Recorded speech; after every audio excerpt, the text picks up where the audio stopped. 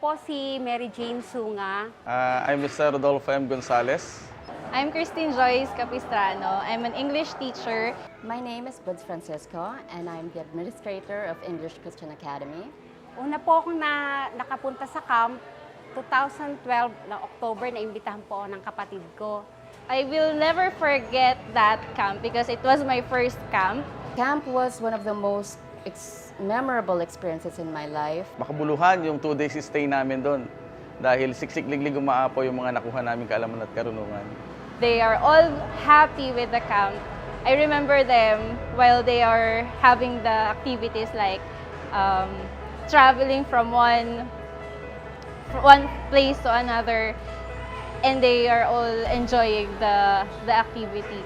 Doon po, nanood po kami ng drama, yung mga nag-perform po mga teenagers. Tapos po, naramdaman ko po naiintindihan ko po yung mga anak ko sa kanilang nararamdaman pag iniiwan po sila kasi nag-abroad po ako noon. Tapos po, naramdaman ko rin po yung personal relationship ko kay God. Marami kaming natutunan dahil kasama ko yung family ko at yung mga teachers ko doon sa camp. And when I got home, I told everyone how great and organized and how beautiful the place was. Camp, it's a soul-satisfying experience. Smart, strategic, and highly secured. Masaya po at gusto ko pong bumalik sa camp. Camp is a must.